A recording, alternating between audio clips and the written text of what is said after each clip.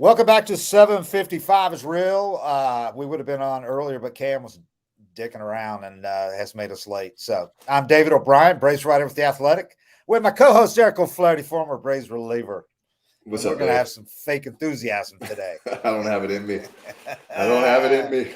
We're gonna act like the podcast that have like millions and millions of listeners and do the fake enthusiasm. And I'm gonna wear like a black wife beater t-shirt, undershirt thing. Dude, that's why I struggled. That's one thing I struggled with when I was trying to talk to the media was I felt like I had to be faking those interviews instead of just saying what happened. Like, shit, we lost. We'll be fine tomorrow. You know, I mean, it breaks down like that, but you feel like you have to give this great quote and say something exciting. And it's a 162 game season. Exactly. Baseball does not lend itself to fake enthusiasm, man. No. I mean, the audience, the typical baseball, the good baseball audience knows that it's not a football game. It's not life and death each week. Right. So with that said, hey, before we get started, I'll get to this, but I just was doing some research before we started this thing. I actually do research for these. There are 18 pitchers in the majors right now with 10 or more games pitched, right? 10 or more games, relievers, obviously. Only 2 of them have not allowed an earned run this year. Both of them are Braves. And it's not either of the guys that you would have expected coming into the season that might be that. Jesse Chavez, who was a non-roster invitee in spring training, even though we knew he'd make the team if he pitched well at all, but non-roster invitee, and Dylan Lee, who could really easily lay claim to being the most underrated relief pitcher in Major League Baseball the last 2 years. I think that every time I watch him pitch. Yeah. He just doesn't. He doesn't look that cool, you know.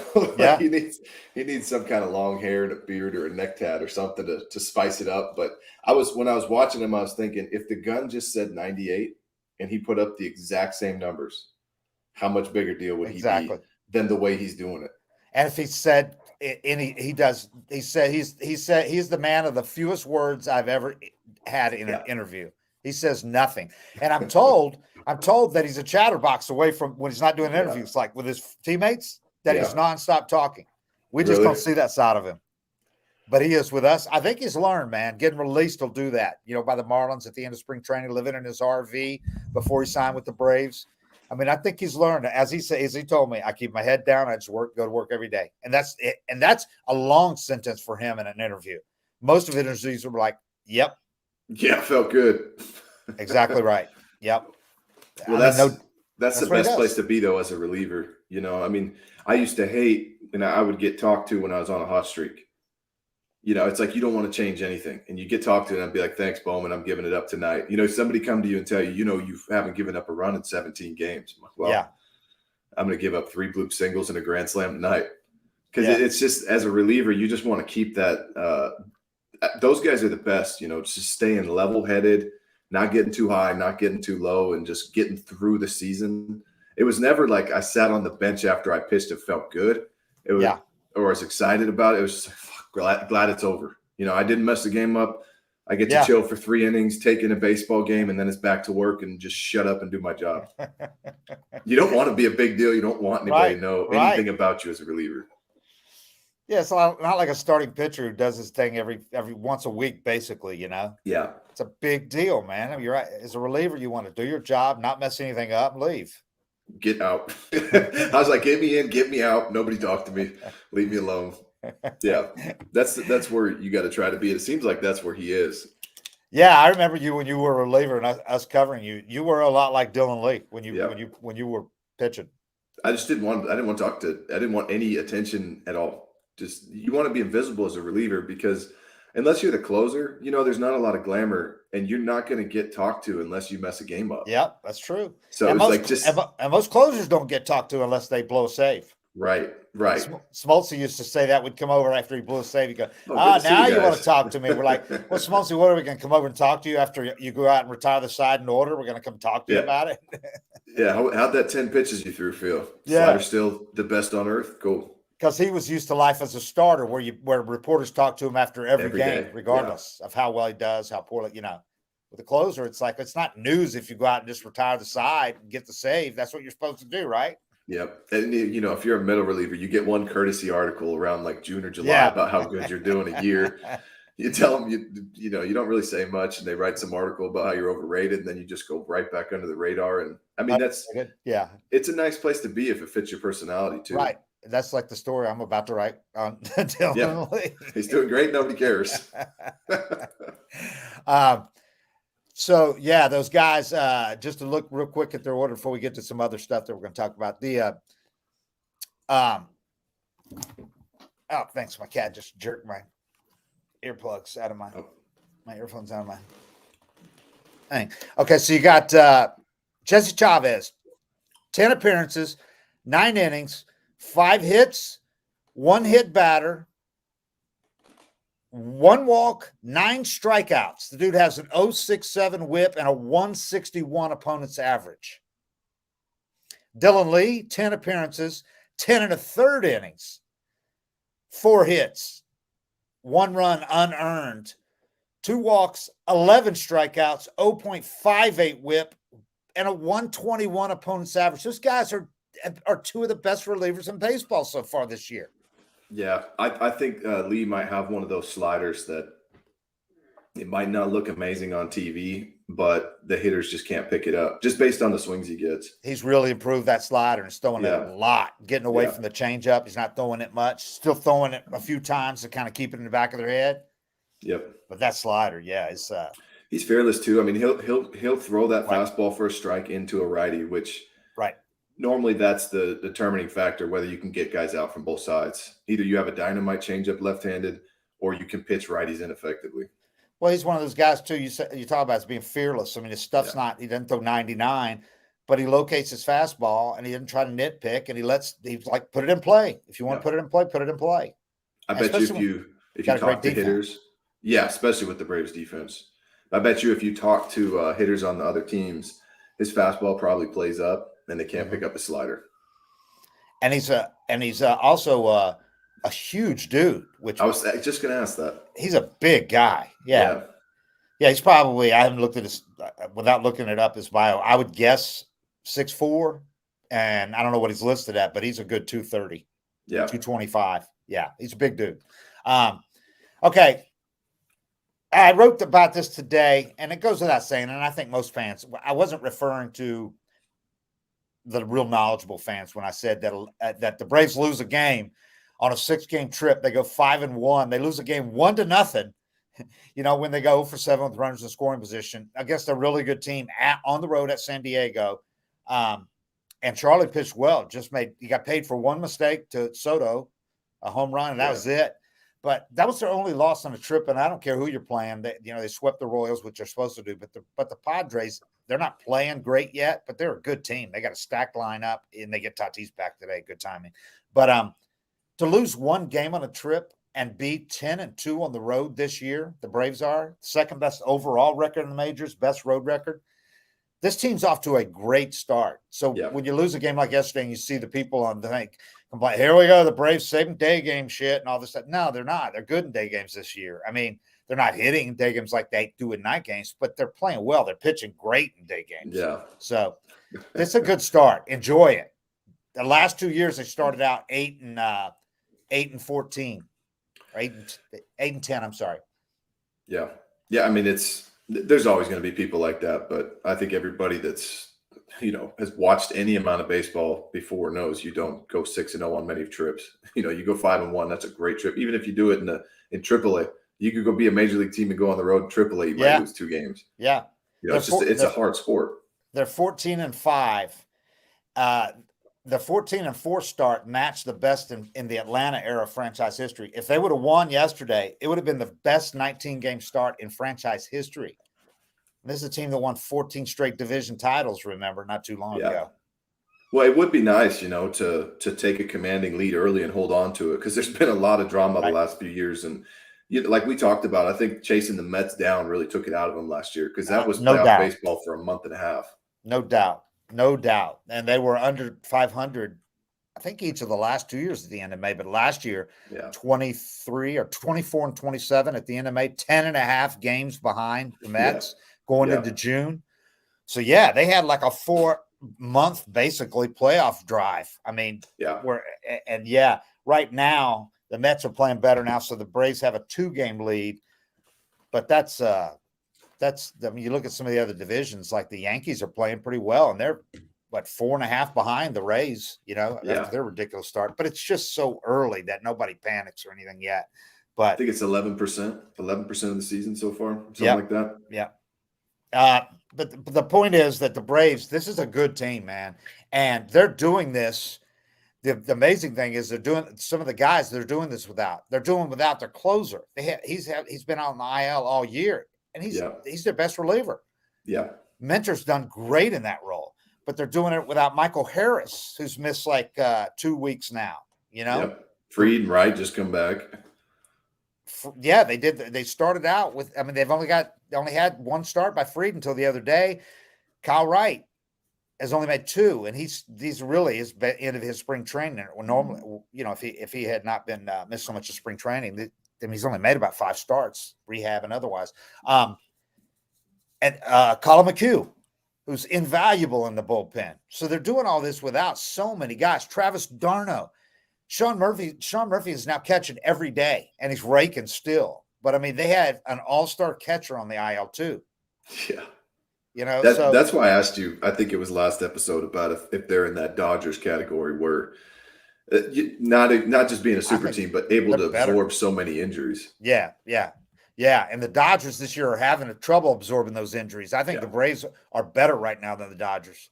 They have more depth, and I think they're better, more quality depth. I think the Dodgers have accepted, they would never say this, but I think they've accepted this is going to be the 1 year where they're not a threat to win 105 games, and they're kind of doing the reset. I think for the luxury tax, get back under it, because they didn't spend the same money this year, and they could have done that and fill some gaps. They still could, and they're not making any move to do that.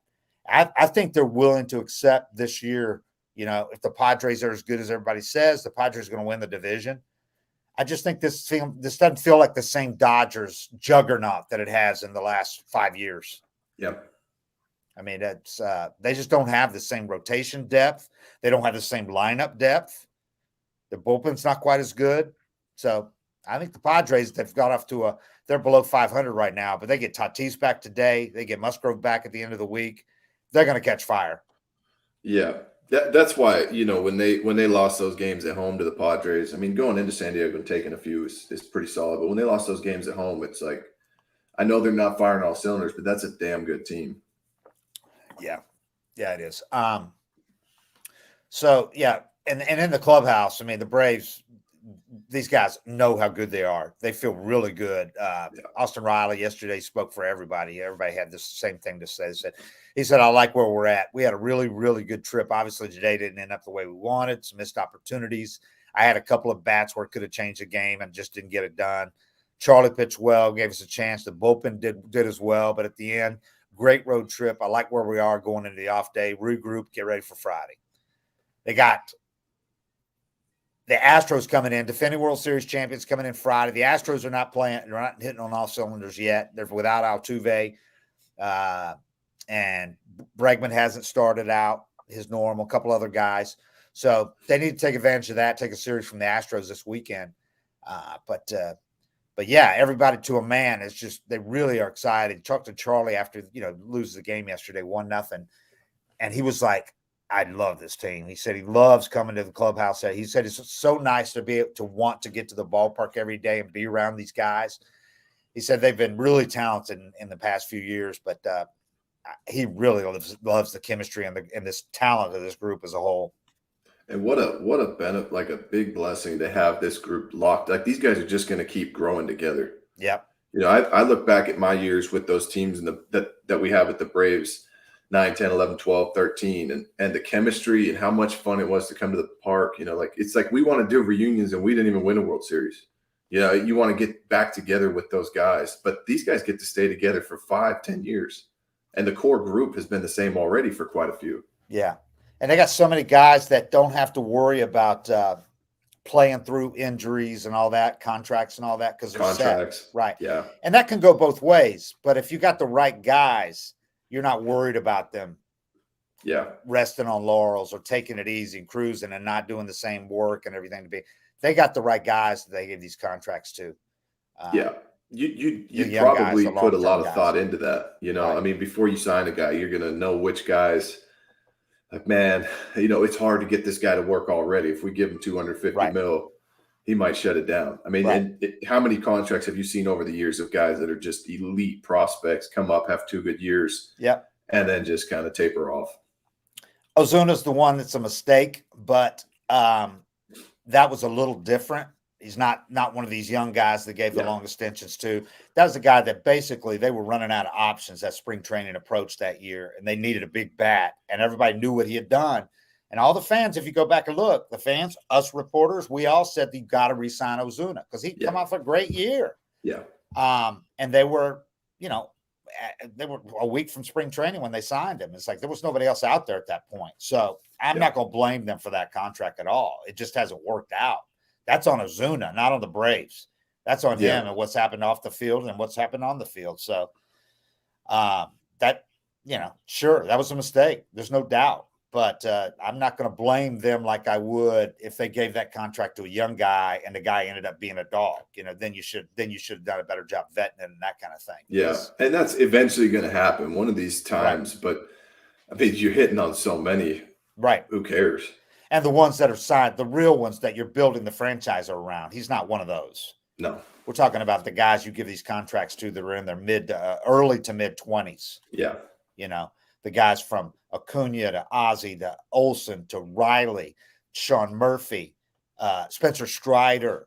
That's 6 great contracts right there to great guys who work their asses off that are incredible talents. And they want to be the best. Right. That's one thing about Acuna that I know is you could have given him $4 billion and he doesn't. Yeah, he likes the money, but he's not going to notice whether it's 100 or 200 or 300, whatever it is. He wants to be the best. He thrives on being the best. And you sign a guy to a deal like that, that he wants to be the best. He's not going to stop working no matter how much he's making. And you don't have to worry about as much as some outside the organizations have opined, and you can tell they're outside the organization because they have no clue what the clubhouse is like. But they've said Acuna is going to be a problem eventually when all these guys around him are making more money. If you think Acuna is going to start being a dog and not playing hard because he's making half of what he should compared to guys of his caliber, you don't know Acuna. Yeah. And I think the Braves at some point, if he stays healthy and plays like he is right now, there's no reason to think he won't. They'll renegotiate that eventually, you know. But if they, in the meantime, you're not going to have to worry about that guy being a problem, No. I mean, sure, he might mope or say something away, but then it's not going to affect him on the field or in the clubhouse. Yeah, and I think exact same with Ozzy too. Right. And Ozzy is. Yeah. I mean, this guy, if there's one guy already that could be complaining about the contract signing, but it's him, but he is, you never hear anything but positive from that dude. Ever. Yeah.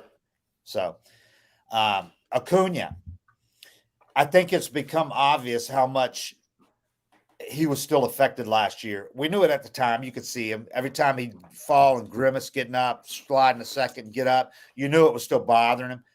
But now to see him playing the way he is, free and easy and just roaring around the bases, going after everything in the outfield, planting and making 99-mile-an-hour throws. I mean, now you see him healthy again, you're reminded how elite, super elite this guy is, because it's a treat watching him again now every day in the field, on the bases, and especially in the batter's box. He's getting off, man. It's a joke. I mean, how much fun would it be to jump into his body for a day and just go run around a baseball field and smoke balls 450? I mean, it's like if you have a Ferrari, you got to floor it, and he does. He's hitting like 600 leading off games, man. Yeah. And that's every pitcher knows going into the game now. Don't give him something to hit, but they do still make mistakes, and he just crushes when they do. If they make a first pitch fastball, he never takes it. He's crushing it if it's hittable. He should never get one again, honestly. And he still does. There's no way I'm throwing him.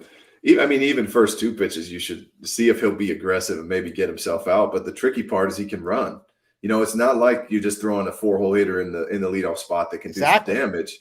And with the rules now, he's going to second. Yep, and he's scoring from first on a double. And you got guys coming up behind him are Olsen and Riley. So if you put him on, there's a real good chance you're going down 1-0. Yeah. I'd never take him out of that spot. No, Snit will not, as long as he's manager. Right now, Acuna ranks top 5 in the majors in average. He's hitting .367, on base percentage, .451. He's got 5 doubles, 3 homers, 11 RBIs. He's tied for the MLB lead with 18 runs scored, and he's one off the MLB lead with 8 stolen bases. I was talking to Seitz about him, man, and Seitz is just like, he goes, I said, how much difference does it make having a healthy Acuna at the top of the order? And he goes, huge. Yeah. Huge. He goes, he's unbelievable right now. Unbelievable. He said he's on everything, his rhythm, his demeanor. He said everything about him. He's in a good place. He said, I think he's really excited about that. He feels so good. It's why he's just getting after it, doing his thing. So I'm so glad to see it again, because last year it was so freaking hard. He said he just never got locked in. Nothing was working the way it used to work. He said he'd try and just couldn't do it. Yeah. And he talked about, because Acuna had said last year, in Spanish, he had said, because I had somebody translate, he talked about rotational. He just didn't feel like he could rotate at times. It either hurt or he was scared to do it. He was not confident that his knee could withstand it. And like Seitz said, everything with Acuna starts and is in the low, comes from the lower half. And when he can't rotate like that, it changes everything. Seitz said, and I'd heard this before, when Acuna was a rookie and doing those incredible things, and from this 180-pound guy at the time, we're like, how does he hit like that? And Seitz and Nachi, his former assistant hitting coach, both were talking about his hips were so explosive. And Seitz said that again when I talked to him about this a couple of days ago. Seitz said there was no explosiveness last year with his lower half. And that's where everything comes from with him. He said, he's got the most explosive hips on the planet. And he wasn't able to get a full rotation last year. And Seitz said towards the end of last year, he was talking to Acuna, and he said, are you being careful, or is it hurt? Does it bother you when you do it? And he said, kind of both. He said, I'm being careful. And towards the end of the year, and Seitz said, okay, what I want to do, this is at the end of the year. He wanted him to go in the offseason feeling better about things. So I want to make sure when you're taking BP to have your belly button ended up facing the pitcher at the end. And he said he was working on that. And at the end, it got a lot better. He said, nothing like it is now, but it was a lot better going into the offseason. He could at least believe in that. And then he just got healthy. Another couple of years working hard in the offseason, normal offseason, had WBC. And now we're seeing him in just in his full splendor. And it is something, man. You can talk about Tatis all you want, 5'2". This is the guy, to me, is the most talented player in the majors. Yeah, he's incredible. There's also the aspect of just how deflating and frustrating it can be to have been able to do something your whole life with putting no thought into it. Yeah. And now he's got to get coaching tips on how to rotate the best hips on the planet. Yeah. And you go, I was talking to a buddy about how hard it was at the end of my career. It's like, for a lot of my career is like playing a video game. I push this button and that happened. Right. And I go out there and I push the same button and it's just like, just pops out of my hand like it's not even spinning and just kind of fades to the plate, and the hitters just shit on it. And I'd come to the park every day, great attitude. There was times where I was throwing wiffle balls to my wife in the hallway at our apartment complex, and I'd come to the park, great attitude. I got it. I fixed it. I grabbed that ball. I do what I worked on the night before, and it's just the same garbage that came out yesterday. Yeah. And the mental toll it takes on you to go through 162 games like that of just defeat. Even if he had a good game last year, he knew it wasn't the same. And then this year he comes into this year and it's like, just push the button and it happens. So now he just gets to compete and play baseball. Yeah. When he wants to slow down, his body can just slow down again. That was where I saw it the most. There'd be a line drive down the right field line. He gets to it quick and you could see him just gingerly slowing down. And those 3 or 4 steps are the difference between throwing the guy out at second and keeping it to a single, and the guy getting a double on him. And he's like, I know I throw that dude out. Yeah. And you just have to take these little miney losses all year long. Just the toll it takes, and it just sucks the joy of the game out of you. It's not fun anymore. And you watch him play this year, and it's like he's just pushing a button. Guys won't run on him this year like they did last year. Last year they were treating him like a normal outfielder. They run on him, test that arm. Nobody's They tried early. Yeah, they did. And he threw out 2 guys in one game. And it shut down. Yeah, it's amazing how that happens. Mm-hmm. Yeah, and I should say, when I say most talented player in the game, it's almost like you have to have an asterisk these days with Shohei Ohtani, because I don't know how to compare Shohei with other players, just because of his very unique. I mean, he is the unicorn, as they say. Yeah. I mean, it's hard to say anybody's more talented than this guy, because Jesus Christ, it's ridiculous what he does. But to me, in a conventional 5-tool player, 5-tool position player, I should say, give me Acuna, Yeah. But if he just had to do one, maybe. Right. But doing both is like he's in his own world. Right. If Shohei could not pitch, if he was just a hitter, he'd be great, because he can fly. He's got tons of power. Yeah. But if you're talking total overall average, stolen base, OBP, power, give me Acuna on that. And outfield. But yeah, it's hard to put anyway with Shohei. But then whatever. He doesn't count. He's like DeGrom as a pitcher. You don't even compare other people to him. Yeah, he doesn't count. I keep saying I want to see Shohei do it, sustain it for a while. It's like he's getting better. Yeah, it is. But he still hasn't done both for a full season. You know what I mean? There's always some little nagging stuff or whatever, and they shut him down as a pitcher for a while or whatever. And that's no criticism of the guy, because I still think what he's doing has already defied what we thought he could do, because I didn't think he could do it this long. I thought he would have to go one or the other. So he's shutting us all up. But I still want to see him do it full season as a pitcher, full season as a hitter, and then I'll be like, okay, whatever. He'll have like a 27 WAR for the year. But it's ridiculous. I mean, I'm not going to poo-poo what he's done. You'd be insane to do that at this point. The guy's just a freak. But you can't pick at anything about that guy right now. You can't. And he's not a douche. No, Yo, exactly. David, can I cut in here real quick with an ad read? Oh, Cam's coming in with ads, man.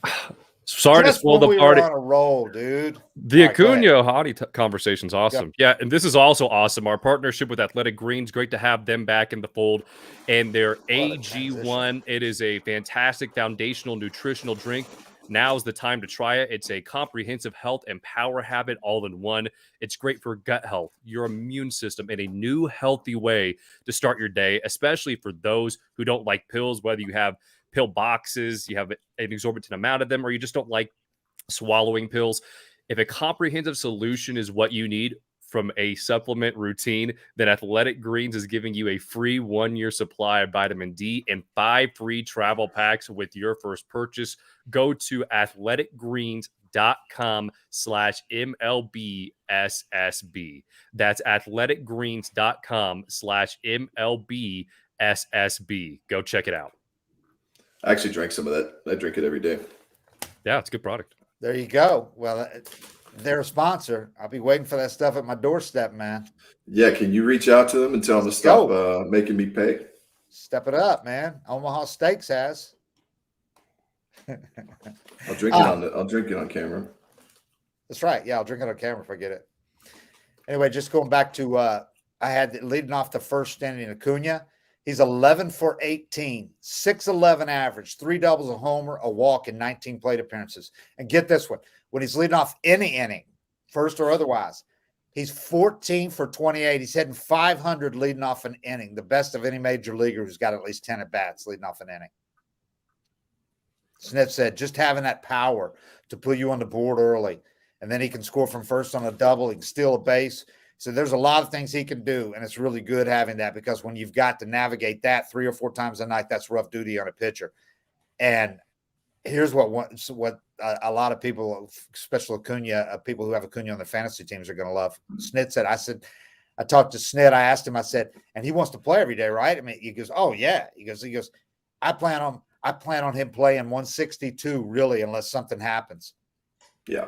I thought just coming into spring training and seeing him and knowing that he had a normal offseason with his training and all, that we could just turn him loose. And that's what they've done. They're not like last year where they had to take him out a couple games early, rest him a couple of games here or there. Had a short IL stint last year, I think. They're not doing that this year at all. He's playing every inning, and he doesn't want to come out of any games. He never doesn't look tired, nothing. That's who he is. He's getting, you know what else he's better at this year? He's getting out of the way of inside pitches, and he's not letting it bother him. Yeah, he hadn't been hit nearly as much, doesn't feel like. Yeah.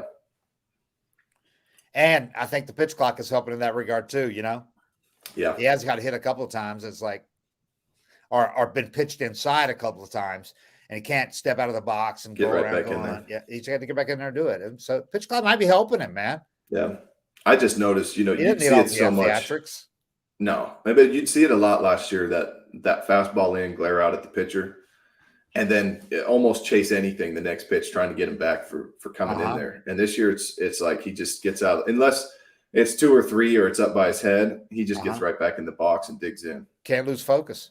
And he hasn't had any pitch clock violations, spring training or during the season. He's adapted quickly, unlike, say, Manny Machado. Yep, man, I saw Manny have a few. But man, can Manny still play? My God, at third base, you take for granted how good that guy is at third base because he's so big and he's getting up in his, he's getting close to 30 now, right? I think so. He is tremendous. That play he made yesterday, that was beautiful. That reminded me of Simba, but from a third baseman. It's like, I don't know, maybe it was just being in Baltimore and they weren't even the main team in their division or what it was, but I didn't appreciate him when he was in Baltimore as much as I should, but you hear a guy's name a lot. You look at the numbers. Sometimes his numbers don't stand out for what they are, because he gets pitched pretty tough, but watching him play in the playoffs, and now I've seen him a lot more. He's in San Diego. He's on the West Coast. It's like, man, I feel like he's underrated. No doubt. Yeah. If that's possible with that contract. Right. That's what I mean. Yeah. But he'll probably be overshadowed once Tatis gets back, because everybody likes, all the stuff Tatis does. And Manny's he's kind of leveled it off and stopped with a lot of the BS, that used to be part of his game. He's not doing all that stuff now. So, yeah, I think that some of that stuff, it makes you not want a guy to be as good as he is too. There's a few incidents. There's an incident with Oakland. He pushed Josh Donaldson down. They got into it. There was a stepping on somebody's foot at first base. First base. He was voted the dirtiest player in MLB by a huge margin when somebody did one of those surveys a couple of years. Yeah. And when I did that survey last year, we ended up not using the information that we got because we didn't get enough people involved. But he wasn't named one time when I asked people who's the dirtiest player. In fact, most guys were like, I can't really think of anybody because there's not really anybody like that right now. Yeah. So, but nobody named him at all. So, other thing I had that I wrote today and my takeaways from this fast start is Charlie Morton. I know there were some people opining as recently as a couple of days ago that I saw some guys say Charlie Morton might be the odd man out when Soroka's ready. I'm like, really? What are you talking about, man? They said Charlie's stuff can play well in the bullpen. It's like they're not sending Charlie Morton to the bullpen. He's not the odd man out. He's not going to be a $20 million middle reliever. He's doing exactly what they hoped Charlie Morton would do when they re-signed him. Everybody's shocked by the contract. They thought they could do better with younger players because they don't understand everything this guy brings to the team. And you can dismiss it all you want, but the team doesn't, and his teammates don't, and they love having this guy on the team. It's so important. He's invaluable especially with a team with so many young guys coming up from AAA, or a guy like Kyle Wright in his second full season really in the majors, or a guy like Max Fried, who's now an ace, but has little things he has to go through. And Charlie's there with these guys all the time, Sharon, because he's been through everything. Yeah, and he's played with so many guys. I mean, right. The knowledge that gets passed down, just the simple fixes or thought processes to certain situations that, a lot of it's all about perspective. You have a bad start and you have a veteran come up to you and be like, well, no big deal. You got 19, 20, 25 left, shake it off. But hearing it from a guy that's been through it, and then watching the guy work and go out and do it. And it's one thing when a coach says certain things to you, but when a teammate that goes out and executes and does what he's telling you to do, and he's got a track record, it's like, how are you going to question it? Yeah. And he shares with position guys too, because like you said, he's learned so much playing with guys, watching hitters swings. I mean, it's like having another coach. Not that they need another coach, but this guy's just there all the time for these guys. And then he goes out and does this thing like yesterday. And people act like he's struggling early. He's got a 3.22 ERA in 4 starts. Yeah. On the trip, he had 2 quality starts. He went 6 innings each time, which this year so far, hardly anybody's done that. Allowed a combined 3 earned runs in 12 innings on this trip. He still throws hard. The guy's 39. I can't believe it. He averaged 95 with his fastball yesterday, 95.5 with his sinker yesterday. Every year, I watch him at the start, and I'm like, he's got to lose a tick. Yep. He's been throwing 97s for 20 years. And the spin rate is still elite. Yep. Spin rate, I looked it up yesterday, was 3rd highest in the majors on his curveball behind Dustin May and Seth Lugo. That's it. Yep. I think the beautiful thing about him too is, we've talked about it before, but I'm big on whether the velocity is manufactured in a weight room or not, or through effort. He's got the same effort level. I don't think he has a crazy program to throw. I mean, he threw 97 the first time I saw him throw, and he's been doing it ever since. Like, that's just what he does. He doesn't have to do these crazy squats and load up his back and beat up his body to get there.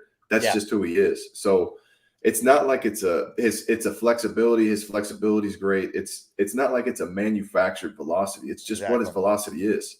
So if he can just keep himself from getting hurt, I mean, I don't know. I'm wondering how much longer he'll do it. I don't know why he'd stop if he could still throw the ball like this. Yeah, they got a $20 million option on him, and when they signed him, I thought, okay, they won't pick that up. But I'm not going to rule it out. It depends on what happens with other guys. It depends on whether they re-sign Max, that kind of thing, Yeah, and I like what you said about it's not. You look at him, he's got really a perfect pitcher's body. Yeah. I mean, it's like Kevin Brown was before Kevin Brown had to go out and add tons of muscle trying to be even better. Yeah. Artificially or however he did it. But Charlie is like 6'4" and like 205, something like that. Lean, got the shoulders, long arms, long levers. All you gotta use those levers.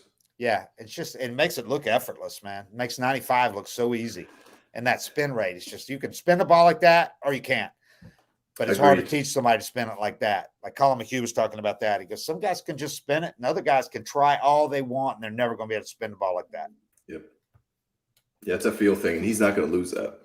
No, yeah, as long as he's even if he loses something, he's still going to be like top 20% spin rate. But right now he's still top, 3%. Yeah. The other guy that I really wanted to mention that has really stood out and impressed me is Sam Hilliard, man. Yes. This guy, you talk about a guy that looks like a ball player. Yeah. Oh my God. And people said that about him forever when he was with the Rockies, but he always had a little nagging stuff or he just struggled, didn't get a chance to play every day, this and that, spends time in AAA, bounce back and forth. I couldn't believe his numbers when I looked him up. After watching him play this year, I'm like, how has he been bad for? Yep. You just look at the tools.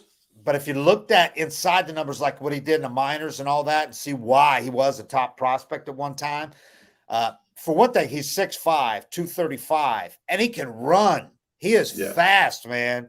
He's just, as Austin Riley said, he's just a freak athlete. Yeah. He's great in the outfield. He's 6'5", 235, and a plus defender. Great arm. That play he made yesterday, he saved two runs on that Manny Machado home run robbing catch. They have a short outfield wall. He's going full blast, jumps up, catches with his hand above, glove above the wall, crashes into the wall, holds onto the ball, gets up, throws it in. I mean, that was a great catch. Two runs right there. They're down 3-0 if he doesn't catch that. He moves like he's 19 or 20. Yeah. He doesn't move like he's in his late 20s. He's 29. He's out of options, and he had a really good spring. He hit 417 this spring, so he made the team. If he would have been out, if he'd have had options, he wouldn't have made the team probably. But they wanted to keep him because they traded for him in November. When they traded for him, you looked at the numbers, and I thought, why are they trading for this guy? They didn't trade anything to get him hardly, but still, they wanted to get him because Alex, saw something in this guy. They knew what an athlete he was and what he could do. But if you go back and look, this guy he had 37 stolen bases in 2017 in high A ball. He had a combined 42 homers in 2019 between AAA and the majors, 35 of those in AAA. And he had 14 homers in 81 games for the Rockies in 2021 while playing great D at all three outfield positions during that span. So there was something there. He just never got that everyday job where he could really show it. Yeah. And this year he makes the team. Harley was playing at all early. And, they lose Michael Harris, the second, who's a Gold Glove outfielder, even though he doesn't have a Gold Glove yet. And you thought, oh shit, they're going to be in trouble while he's out because they're going to have to play Hilliard and he can't hit. Hilliard's played great filling in for. I mean, they haven't skipped a beat. Yeah. So because you don't know yet when Harris is going to be back, no timetable. That thing's slow to heal, that back, and it could be this week, could be another week. We don't know yet. But in the meantime, Hilliard, talk about making the most of the opportunity. He's hitting 375, got a homer, 3 stolen bases, 1,037 OPS, and 38 plate appearances over 13 games. He has started 8 games in center in the 11 games since Harris went down. And he'll be starting them all now, I think. Eli White can also play out there, but when Hilliard's playing like this. Yeah, you roll him out there. And a bigger thing, I think what he's doing too is when Michael Harris gets back, and if Ozuna continues struggling like this, and Rosario is also not hitting. I know we wanted Rosario to do well, and he's hit the ball hard a lot, but he's hitting 188, got a sub 600 OPS. He gives you an option in left field, whether that. What an outfield. Yeah. Oh, yeah. Oh, my God. With Hilliard in left, Harris in center, and Acuna in right, that's the best outfield in the majors, probably. I mean, that's some athleticism. Yeah. But he gives you an option in left field, and who knows whether Harris's thing's going to be nagging. You might want to give him a rest if he gets any kind of back stiffness later. But now you got a guy you feel comfortable putting out there. But if he ends up being a platoon guy in left, or if Ozuna continues struggling and you don't really, it's at a certain point. It's just nice to have an option like Hilliard. Well, just an option that's obviously, especially right now, better. That if you make this move that's going to be tough, at least you're not making this move and calling somebody up from AAA that you don't know what you're going to get out of them. You got a guy that you want to find space for. Yeah. He went 2 for 3 with 2 singles and a stolen base yesterday, put himself in scoring position. And then that was one of those wasted innings they had, but they could have easily tied it up and he would have been responsible for, and this was, I think, 1 inning after he saved 2 runs with that catch. So he's, Austin Riley said, that was a pretty awesome catch. Just his overall athleticism. He's kind of a freak athlete, runs the bases really well, covers ground in the outfield. I like his swing, and he's putting up good at bats right now. There's not much more you could ask for. It's one of those guys you watch jog and you're like, oh, he's fast. Even when he's not trying to move fast, it looks so easy. At 6'5", 235, man. Yeah. And you hope it's one of those things where you hope it's just a change of scenery, a different hitting coach. It doesn't take much in baseball. I don't think people understand how close everybody is to being a great major league. Yeah. And you know what he's talked about? He's talked about he had so many people telling him so many things in the last few years when he was struggling here and there. And he's one of those where maybe paralysis by analysis. Yeah. And he said at a certain point, he's like, look, I'm not going to keep getting these opportunities. If I'm going to fail and get out and be on my way, driven out of baseball, I'm going to do it my way. So he just wanted to get back to being an athlete, which Soroka talked about that same thing as a pitcher. He wanted to be an athlete. Yep. Well, and for Hilliard, that meant, at the plate, not worrying so much about everything in his mechanics and being, am I doing this right? And just getting up there and going by feel and being an athlete. Just hit the ball. Yeah. Yeah. And he said that's made a huge difference for him. Yeah. So, and there's just certain, that's the environment thing. It's Seitz might have, you could have that conversation with Seitz and he'd just be like, all right, I'll throw you BP all day, do your thing. Yeah. A lot of guys want to put their stamp on you, especially when you're going up and down between AAA. There could be different philosophies, but the last place you ever want to be on a baseball field is thinking about your mechanics or your swing in game. Yeah. By the time you get into the game, it should just be an athlete, just play, just react. And when you have too many people in your ear, you ground out and you're jogging back to the dugout like, fuck, I didn't get my hands in. That's what it was. And you go up there the next at bat and you're not even thinking about what pitch is coming. You're trying to get your hands in this position. Yeah. It's really easy to get away from competing when you're getting too much input from coaches. And Seitz is great about that, man. And he takes these new guys like Sean Murphy. He takes these new guys, and even when Murphy was struggling early, Seitz said, he wants to watch them, let them do their thing, get comfortable, get a say. Because he said Matt Olson went through the same thing last year. You're new to league, you don't know the pitchers, you're getting adjusted to everything, and he didn't want to didn't want to come in and start telling Sean Murphy, do this, do that. And he said he saw Sean Murphy slam the bat a couple of times early on when he was struggling. And he slammed the bat a couple of times in the rack. And Seitz said he went up to him at the end of the game and said, "You all right?" And he said, "Yeah, I'm fine." Yeah, because Murphy says hardly anything either. Yeah. And Seitz went, "Okay, I thought you looked a little frustrated there. I just want to make sure you're okay." That's what. And he said, "Seitz, if I don't have a hit at the end of May, then I'll worry about it. Right now, I'm fine." And Seitz went, "Perfect. Cool. That's what I want to hear." Yeah. And yeah. But Seitz loves Murphy, man. He was talking about how the country strong. He used a couple of guys described him as country strong. I mean, this dude is what a week he's had. Jeez. He doesn't get cheated. One more thing on coaching is the best coaches I came across in my career, they had something for you, and then you came to them and they told you what they saw. But some of the worst coaches were people that you could be on a roll, you have one bad game, right, and let's fix it. And it's like, I just had a shitty day. You need to be able to just have a shitty day and wash it. And there's a lot of coaches that just can't wait to do their job, and they're over anxious, start putting a bunch of different crap in your head, and then you get into a real slump. Seitz is one of those guys that, he probably had something for both of these guys. Yeah. And maybe he doesn't, but he did. You wait for a guy to come to you and you say, "Here's what I'm seeing." And it's not, "Here's what I'm seeing, here's what you have to do," but just, "Here's some input, here's what I see. If you want to work on it, let me know." Yeah. Seitz said he wanted to tell him. I mean, he knew he said, "I've never seen a guy swing harder at every pitch." He said, off a tee, he swings huge swing off hitting the ball off a tee than Murphy. Yeah. Every swing. He said, and I was like, he said, he wanted it. And he said, since after that struggling early, when he started to get into a groove, he said that's gotten better, a lot better, more controlled swing now. And he's getting the results. But he didn't want to tell him that, dude, chill with the swinging so hard. But he said right the first day of spring training, every swing, huge. You see it on TV. That was the first thing I noticed about him when I saw him swing. The first swing I saw him take, I was like, that was a 3-0 G-hack with the bases loaded. Yeah.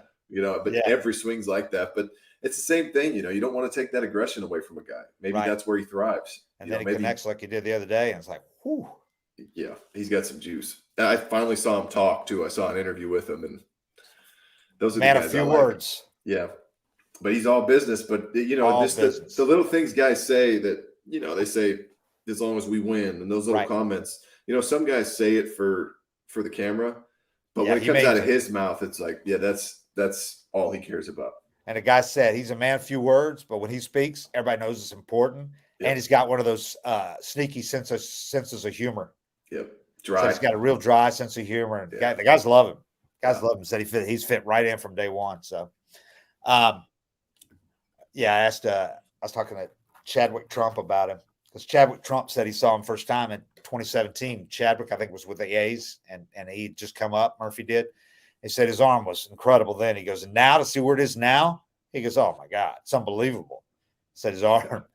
But he said, he goes, he's one of the, he goes, Chadwick and his, that Aruba accent he has, Bonaire, one of the TBC Islands or what, ABC Islands. He's from there. He said, he is one of those Midwestern guys called, what is that? I said, country strong. He goes, yeah, he's country strong. The big news today, a couple of big news items. Last night during the wee hours, it came out that Oakland is focusing all their attention now on Vegas, bought some land. They're going to build a $1.5 billion partially retractable roof stadium. My only question was, partially retractable? It's hot there. I don't know what partially retractable is. Safeco, you're open in the sides maybe, but the roof covers. But you don't really need that. You need heat control. You need air conditioning in Arizona. Or in Vegas. I don't know what the partially retractable. Maybe half the field is not is still covered. Maybe, no matter what. Yeah. Yeah, maybe something like that. I don't know, because of the sun. That's probably it. But yeah, it looks like we've heard this has been basically 20 years that they've been trying. I'm so tired of hearing it. And I hate it. I hate that they're leaving, because I think Oakland is a great market and their fans really respond when they're good, and there just needs to be a baseball team in Oakland. But it's obviously reached an end there. And I was hoping they'd get that waterfront ballpark built there, but it's not going to happen. And just the political climate's not right. They're not going to get any kind of a deal there. So, and if they remove it, I wish it'd be somewhere else. But, I'm just not big on, I'm not sold on baseball in Vegas. I know hockey's worked great there. And I know they have a lot of basketball tournaments and stuff there. But those are different. Baseball's played every day, and hockey's 20,000 seats. It's not played every day. Corporate money, there's plenty of that there. You can do fine with that. And the tourists want to go inside and watch a hockey game. I think baseball every day, 81 games, is going to be they better be good, because I think it's going to be a tough sell after the novelty wears off, seeing the stadium and all that. The penny pinching in Vegas isn't going to sell either. No. I mean, that's all about right. Flashing your money. But I guess you forget that there's real people that live in Vegas, and any of them that you talk to, most people that live there don't really go down to the strip and gamble and do that whole side of things. Right. But I can't imagine if you're planning a Vegas trip that a baseball game's, top of the list of things you want to do while you're there either. Right.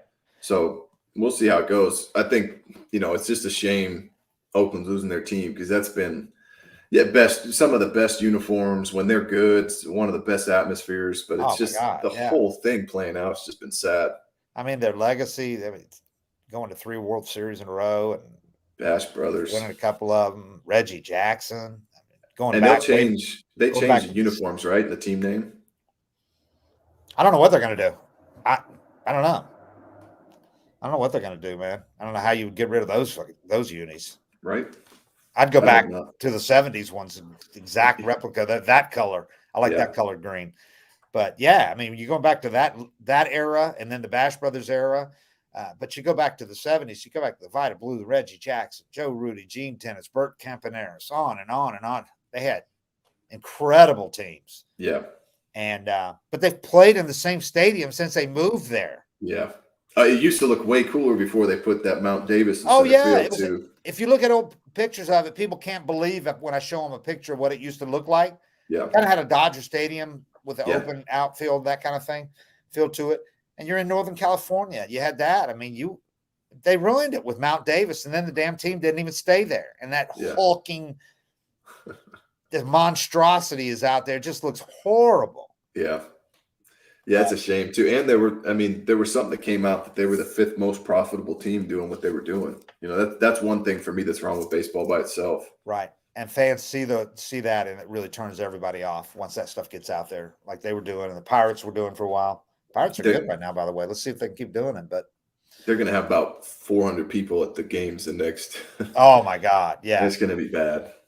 It's going to be really bad, because they're drawing flies right now. Yeah. And the other big news, I hope and they want to play by 2027, by the way, in Vegas. That's quick to build that stadium. Yeah. But they did the football one pretty quick. Yeah. You can work year round out there. Yeah, that's true. 24 hours a day if you need to. The other big news, Madison Bumgarner today DFA'd by the D-backs.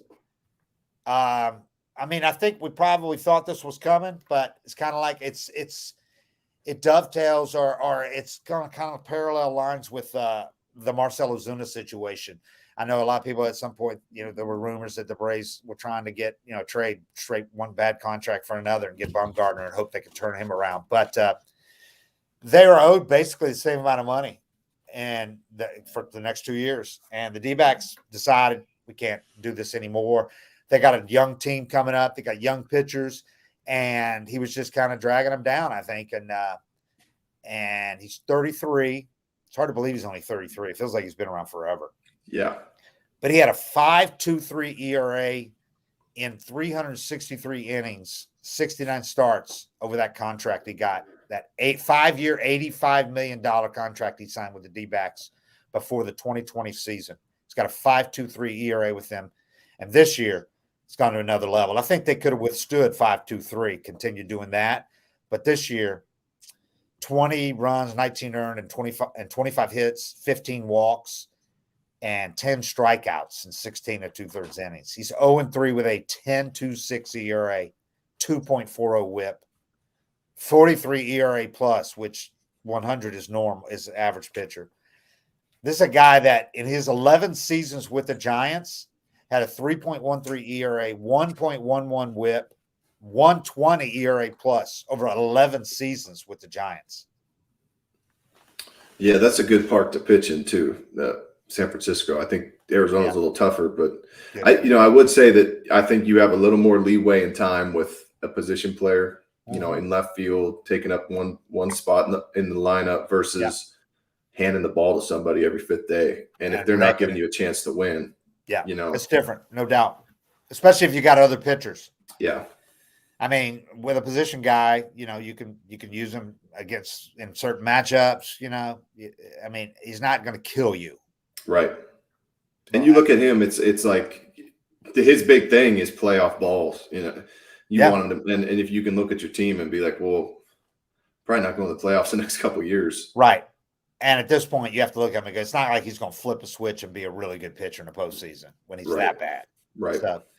So they're washing their hands of it and eating it. And they're eating basically it's almost exactly what the Braves would be eating if they ate Marcell Ozuna's at this point. The D-backs, he's got 34.3 remaining on his contract because he's owed 23. He was making $23 million this year, $14 million next year, $37 million over 2 years, right? And Ozuna's making $18 million this year because his contract was backloaded, $18 million next year, and $1 million buyout, $37 million. It's exactly the same. So I don't know. I feel like Ozuna's glory's not as far behind him, and he had a good spring. Yeah, I don't think they're at that. I mean, I say this, and we said this last week. If they did it tomorrow, would it shock me? No, but I don't think it's going to happen yet. I think they're still going to run him. I mean, Snit's still running him out there, trying to give him a chance to, have a good game. And he's had a couple of hits, hit some balls hard, but no, he's played like crap. I mean, I'm not going to sugarcoat it. He's played bad this year, and I understand the frustrations over him. But he's not killing you. He's not costing you games. He came up in the ninth inning yesterday, but who else are you going to put up there in the ninth inning? Is Eli White going to get up there and hit a home run? Right. I mean, he's not like you're DHing him every game and he's killing you. You got other options right now, like Hilliard stepped up, is playing center. You got other options. And when you get Darno back, you're gonna have to DH Ozuna much. And then you say, you don't let it cost you a guy like Hilliard, though. If it comes to that, I think that's where a lot of teams draw the line. Right. They're not going to put a guy like Hilliard on waivers to keep just so they don't eat Ozuna's money. So it's going to be interesting. Yeah, I mean, it's like you said, if it happened tomorrow, it wouldn't shock anybody, but it wouldn't shock me if he got hot either. Yep. I know people are going, there's no way, but we saw him in spring training. I know it's spring training, not facing the same level of pitching, but he was hitting balls hard, doing okay, doing fine. So we'll see. It's just you're so scared to pull the plug and he gets hot with somebody else. Right. With Bumgarner, the Diamondbacks have zero fear that he's going to go somewhere else. And he goes to LA and has a great season and kill whatever. Yeah. They're not worried about that. No, because they knew, and there was no reason to even put him on waivers because they knew nobody was going to claim his contract. Nobody. Right. So you just DFA him and you dump him. Yep. With Ozuna, there's still the chance. He's 4 years younger than him, and he's not that far removed from being really good. Yeah. A couple seasons. And I am not defending it and saying they should hang on to him, whatever. I'm just saying why they would. Right. Yeah. I mean, whatever happens won't shock me. No, exactly. And if they dump him tomorrow, I'm certainly not going to say, that's the wrong move at all. Yeah. So, just last thing, what have we got? The Scherzer ejected yesterday for sticky substance. And he's going to face a 10-game suspension almost certainly, which will mean, unless I'm counting wrong, he could pitch the last game of the 4-game series against the Braves if the suspension starts. I'm thinking if it starts today, because I think they would retroactive. I don't know. But if it started tomorrow, he wouldn't be able to pitch that game. I bet he doesn't get suspended. You don't think he will? Mm-mm. I mean, putting it on his kid's life. I know. I believe him. I know. I mean, just seeing his antics and everything, and as a weird pitcher, situation. knowing, rosin's a sticky substance. You talked about that, how sweat and rosin can make it can be really sticky. And that's what he said it was. And dirt, I didn't like it. Dirt turns it dark, but I didn't like rosin that much as a pitcher unless I could put some sunscreen or something in there with it to keep the tack, because as I sweat, it would kind of cake onto my fingers and you get that dirt that the ball's rubbed up with. And now you got this dark kind of sticky stuff on your hands and fingertips. But I mean, I 100% believe him, because I'm not putting anything on my kid's life, Yeah. And just the way he was pretty adamant when it all started that it was the right thing to do. Oh yeah. You could tell from his gestures, he wasn't just acting. He was like, you got to be kidding. He was jumping around. And why? And it's like he said, why in the world would Scherzer do it after he's warned? His legacy, he's a first ballot Hall of Famer. Why would you want that on your thing? You would not risk that. Yeah. I mean, it's like when Pineda had it on his face and they kicked him out of the game. He's like, all right. Yeah, I blew that. But because they had warned him twice. They had checked him twice already. So why would he still do it? Yeah. It's not like he's so bad he's got to do that. I mean, come on. Yeah. I would think that if there's a chance to not serve a suspension, he's not going to. Yeah, it'll be interesting how they get around it if they don't, because it seems like it's kind of mandatory. But it wouldn't surprise me if they decide that they didn't go about it the right way the umps didn't. They had him wash his hands, and he did it in front of the ump, I guess, with alcohol and cleaned it off. And then it said it came back and his glove had it. They said get a new glove, and he did. And then when they checked him the third time, they said it was even stickier in his hand. But it's like he sweats a lot. Yeah. He's a sweater. Yeah. So if you had combined the rosin that they have with sweat, who knows, man? I mean, it can get sticky. Yeah. And that's the point of it. I mean, that's the point of the rosin, is to help the ball stick to your hand. I don't think he was up to anything. They gotta come up with a better system of measuring this stuff and all that than just leaving it to the umpire's discretion to go. I wonder if they scrape some off and test it or something. I mean, they sent the one guy's glove. They sent the one guy's glove to the lab after they did him, after last year or whatever it was, to examine it, see what was on it. They obviously can't do that with his hands, but it would be in his glove, I would think too. Whatever could test his glove. But it's a weird thing. It's a shame that, and that's a lot of rules you wind up having in sports to keep guys from cheating, is that somebody just took it so far. Like there were guys when it was at peak, sticky substance, guys could take a ball, and stick it to their hand facing the ground. Right. Their hand could be facing the ground. Right. The ball would just stick to it, and that's what you're trying to avoid. Right. I don't think a little bit on Scherzer's hand, and it's probably just rosin and sweat, is really making a drastic difference in his spin or anything else. And that's another thing you can measure. You could look, they have all the data. Look at his spin rate. Did it jump this game compared to every other game he's pitched? I bet it didn't. No, but his spin rate has jumped. I saw it on MLB Network, like this season over the two when they were doing it has jumped like noticeably. So that could hurt him. Yeah, it had jumped a lot. He said it got clumpy in the second inning, like you're talking about from the sweat. Yeah. But I don't know. It's weird. I mean, they check you, though. I don't know why anybody would try to sneak anything past them. I don't either, but they said they're cracking down again because spin rates are going back up. They're easing back up since the crackdown, because they fell off after the crackdown, and guys are finding new ways to beat it, new substances, that kind of thing. Huh. Some guys. So, anyway. It's like the steroid debate. Like, why would you possibly try to take steroids? And I give everybody the benefit of the doubt, and you find out Tatis did it right out in the open and got popped. And some guys, there's no doubt in my mind, some guys are still using some things. They found ways to get around it. There's no doubt. Testing isn't what it was. I mean, but it's not the rampant problem that it was, and we can see that from the numbers. They're back to normal reality. When Melky left the Braves and turned into Bo Jackson. Yeah. Or some guy out San Francisco was the best player in the history of the game in his late 30s. All right. Speaking of that guy, 755 is real.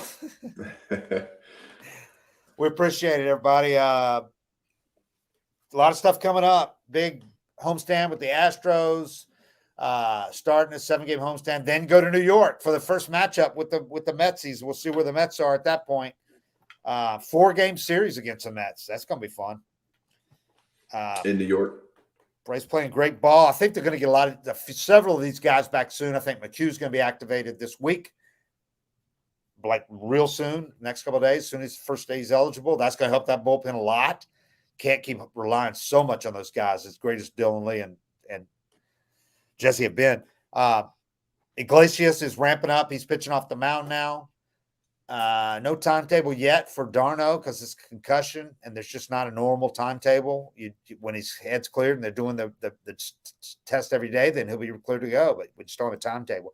And Harris, that thing's taking a lot longer than I thought it was going to take. But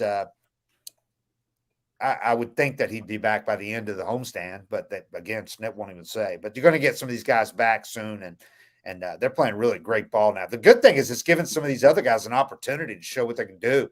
Yeah, I mean, and if a Harris IL stint was the way you got a good look at Hilliard in the long run, that's going to be worth it. Gonna be, plus. And Harris is going to be fresh. And in the meantime, you didn't miss any production. Right. No, I mean, you're not missing them too much. No, you just get better when they come back. Yeah.